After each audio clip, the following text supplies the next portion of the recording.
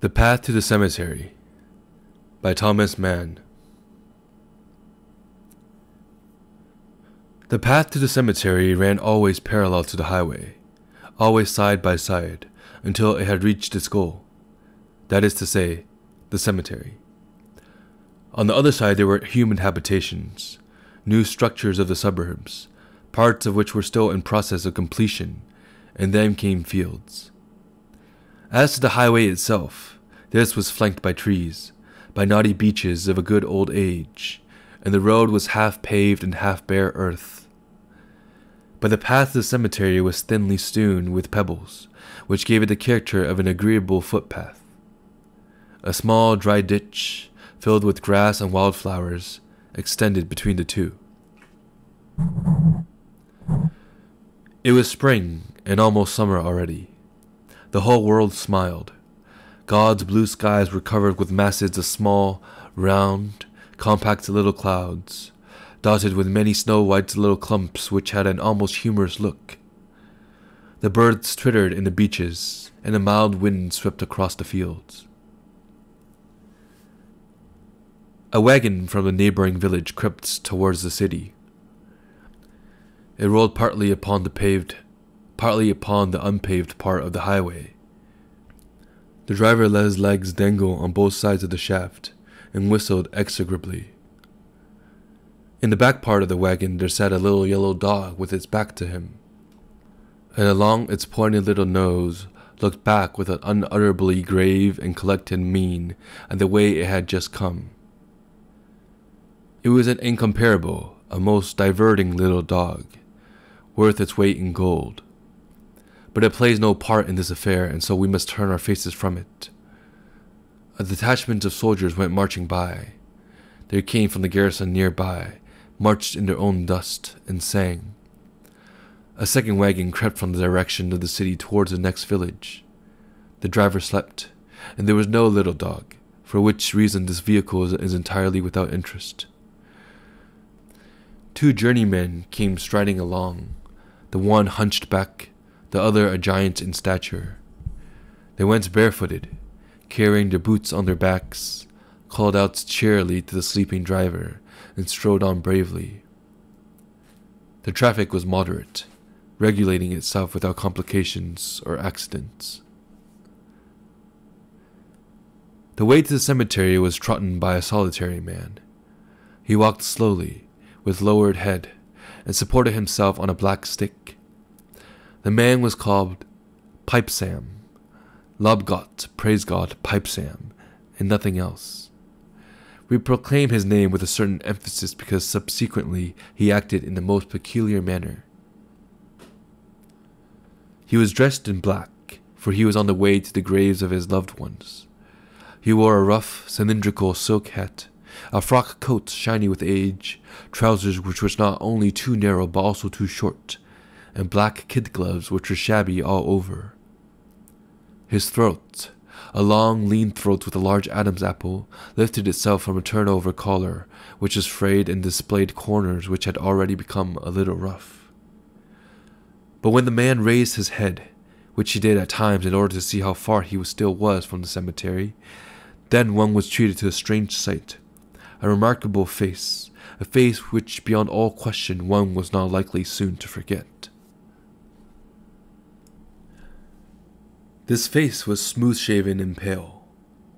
Between the hollowed-out cheeks there protruded a nose, which thickened bulbously at the end, a nose which glowed with an irregular, unnatural red, and which, quite superfluously, paraded a mass of little excrescences, unhealthy growths which gave it an unconventional and fantastic look. This nose, the dark rubicundity of which contrasted sharply with the dull pallor of the rest of the face, embodied something unreal and picturesque. It looked as though it were merely affixed like a masquerade nose, like a melancholy joke. But it was not this alone. The man kept his mouth, a broad mouth with sunk corners, tightly closed, and whenever he looked up he lifted his black eyebrows, which were shot through by little white hairs, lifted them beneath the brim of his hat, so that one might see how inflamed his eyes were, and what dark circles surrounded them. In short, it was a phase to which one could not permanently refuse the deepest sympathy. Lobgob Pipe Sam's appearance was not a joyous one. It fitted in but badly with his charming forenoon, and it was even too dismissal for one who was about to pay a visit to the graves of his loved ones. But looking into his heart and soul, one was forced to confess that there were sufficient grounds for all this. He was a trifle depressed. It is difficult to convey this to people so merry as yourselves. Perhaps a bit unhappy, a trifle badly treated. Well, to tell the truth, he was all of these things, not only a trifle, but to a high degree.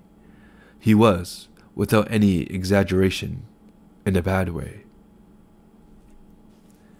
First of all, he drank, but of this more anon. Furthermore, he was a widower, had lost both parents, and stood abandoned by everybody. He had not a single soul to love him in all the world. His wife, whose maiden name has been Lebzelt, had been reft from his side after she had borne him a child little less than half a year ago. It was the third child, and it had been stillborn. Both of the other children had also died. One of diphtheria, the other of really nothing at all, perhaps out of a general ineptitude.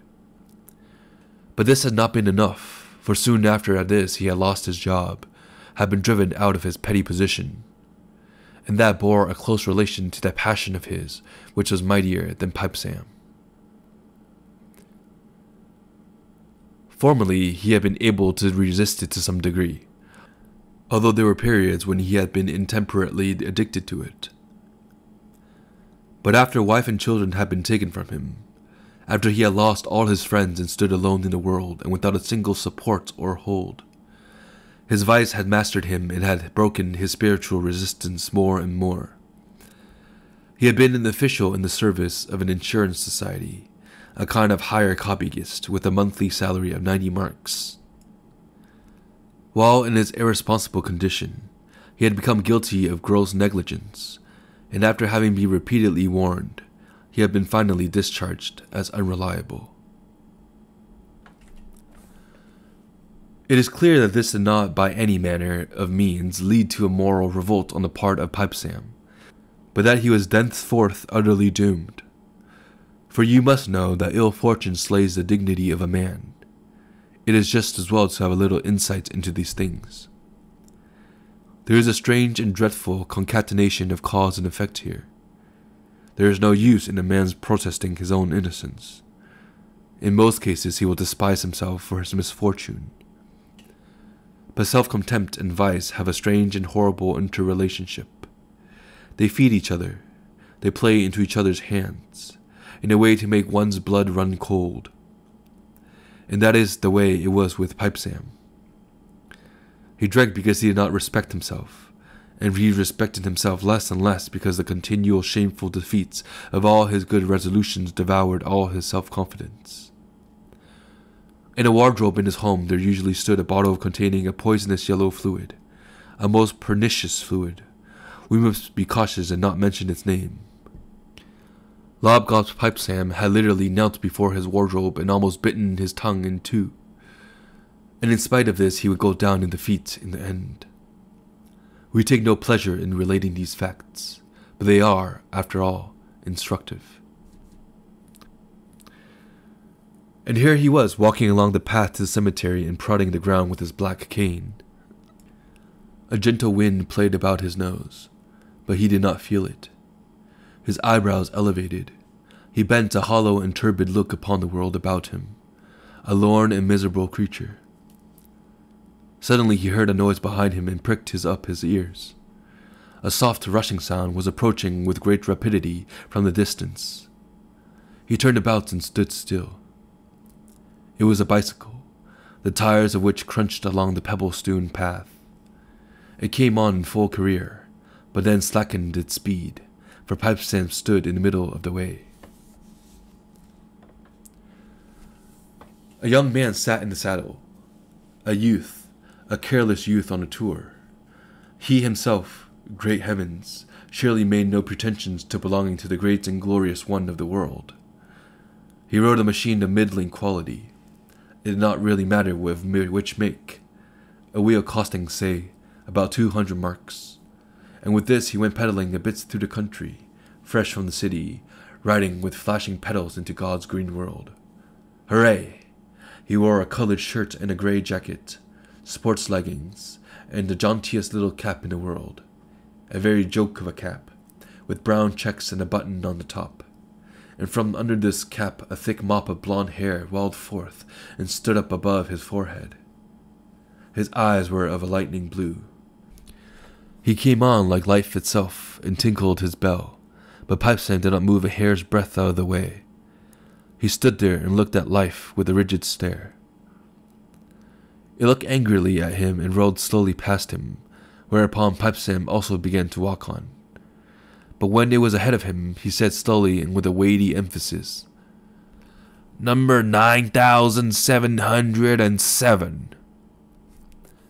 He then pursed up his lips and stared incontinently at the ground, at the same time feeling that life's eyes were bent upon him in perplexity. He had turned round, had seized the saddle from behind with one hand, and rode very slowly. "What?" he asked. "Number 9707, repeated Pipesam. "Oh, nothing. I'll report you." "You will report me?" Life asked, turning further still round, and rode still more slowly, so that it was obliged to wobble to and fro with the handlebars. "Certainly," replied Pipesam at a distance of 5 or 6 steps. "Why?" asked Life, and dismounted. It stood still and seemed full of expectancy. "You know why well enough." "No, I don't know why."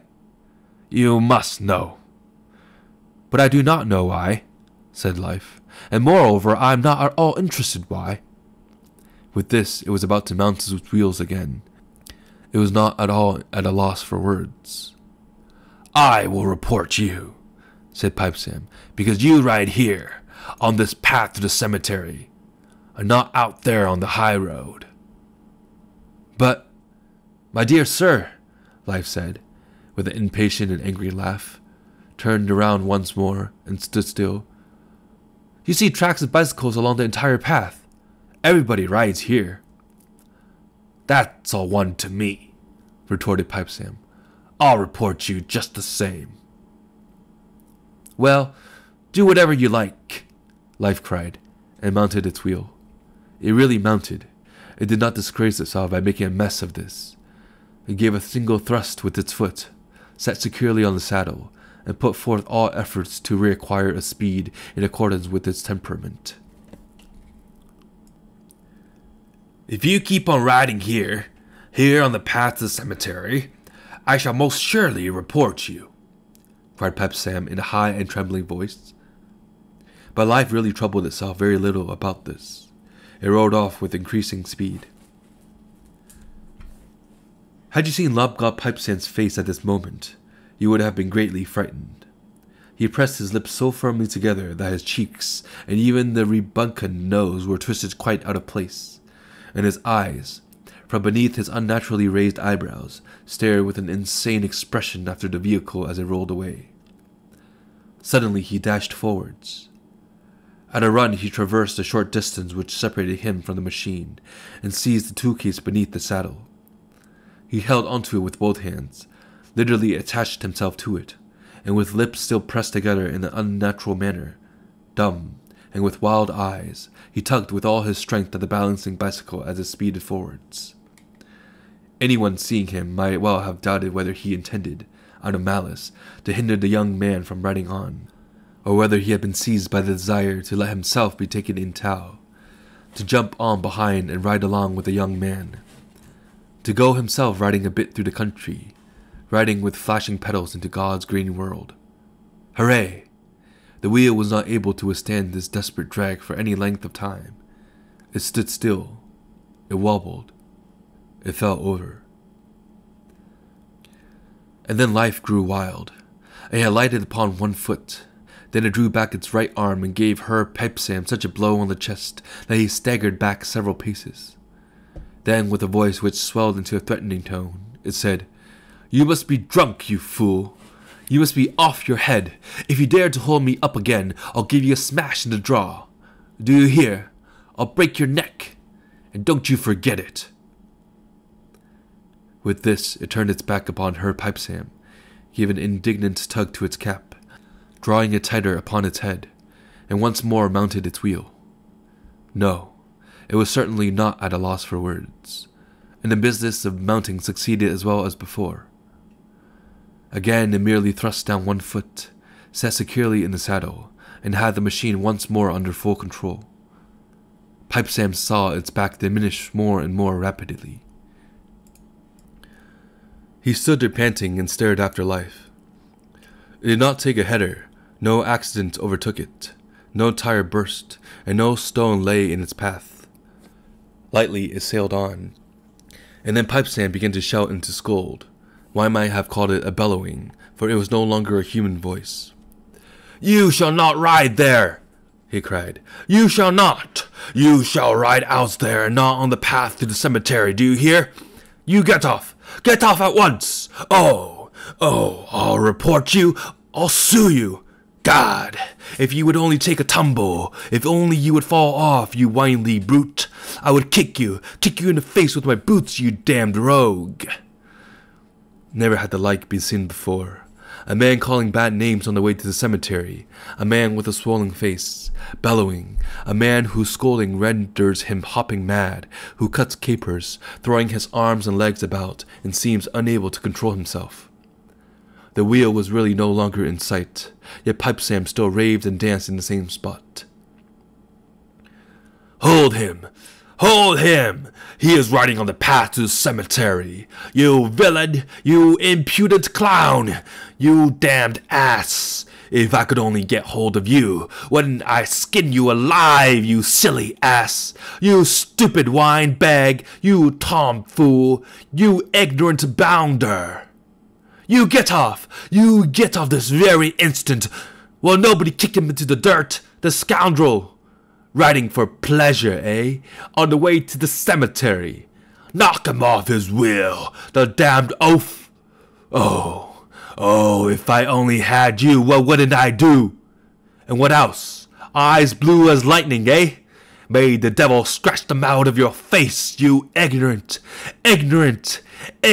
bounder! Pipesam now took the language which was not to be repeated.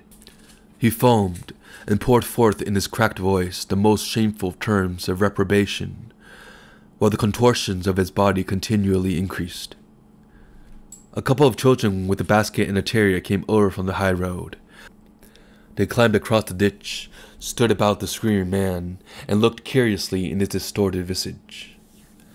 A few laborers, who worked on the new buildings in the vicinity, or had just begun their midday rest, also became attentive, and a number of men as well as some of the women who were mixing mortar came walking towards the group. But Pipesam continued to rave on. He was growing worse and worse. In his blind and insane rage, he shook his fists toward heaven in all directions, shook his legs convulsively, turned himself round and round, bent the knee and leapt into the air again, succumbing to his excessive efforts to shout as loud as possible. He did not pause a single moment in his tirade. He hardly took time to breathe, and it was really astonishing where all his language came from. His face was terribly swollen, his high hat sat far back on his neck, and his false shirt front, which was not fastened, hung out of his waistcoat. He had long ago arrived at generalities and poured out things which had not the remotest connexation with the subject in hand. They dealt with his dissipated life and with religious matters, uttered in a most unsuitable tone and viciously intermingled with curse words. Come on, all of you!" he bellowed. "Not you, not only you, but the rest of you! You with the bicycle caps and eyes blue as lightning! I'll shout the truth into your ear so that your blood will run forever cold, you whiny rogues! You grin, do you? Shrug your shoulders? I drink? Certainly I drink. I even guzzle if you care to hear it. What does that mean? It's a long road that knows no turning. The day will come, you good-for-nothing rubbish, when God shall weigh all of us. Oh, the Son of Man will come in the clouds, you innocent canaille, and his justice is not of this world. He will cast you into the outermost darkness, you merry wretches, where there is howling and... He was now surrounded by quite an imposing group of people. A few laughed, and a few looked at him with wrinkled brows. More workmen and several more martyr women had come over from the buildings. A driver had got off his wagon, halting it upon the high road, and, whip in hand, had also climbed across the ditch. A man took Pipesand by the arm and shook him, but that had no effect. A squad of soldiers marched by and, laughing, craned their necks to look at him. The terrier could no longer hold back, but braced his forelegs against the ground and, with his tail thrust between his legs, howled directly into his face. Suddenly, Lobgot's Pipesand cried once more at the top of his voice, "You get off! You get off at once, you ignorant bounder!" Described the half-circle with one arm, and then collapsed. He lay there, suddenly struck dumb, a black heap amidst the curious. His cylindrical silk hat flew off, rebounded once from the ground, and also lay there.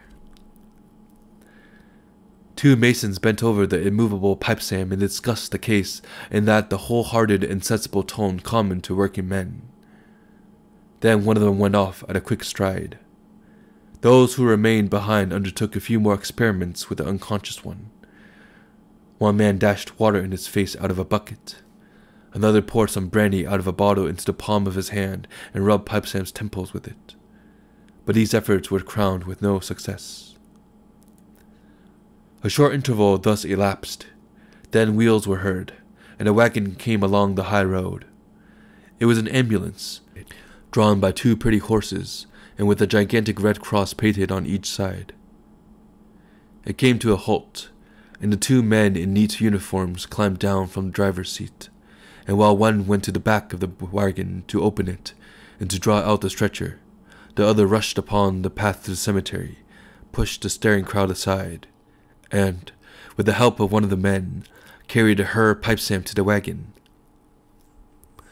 He was laid upon the stretcher and shoved into the wagon like a loaf of bread into an oven, whereupon the door snapped shut, and the two uniformed men climbed into the driver's seat again. All this was done with great precision, with a few practiced turns of the hand, quick and adroit, as by trained apes. And then Lobgot's Pipesand was driven away.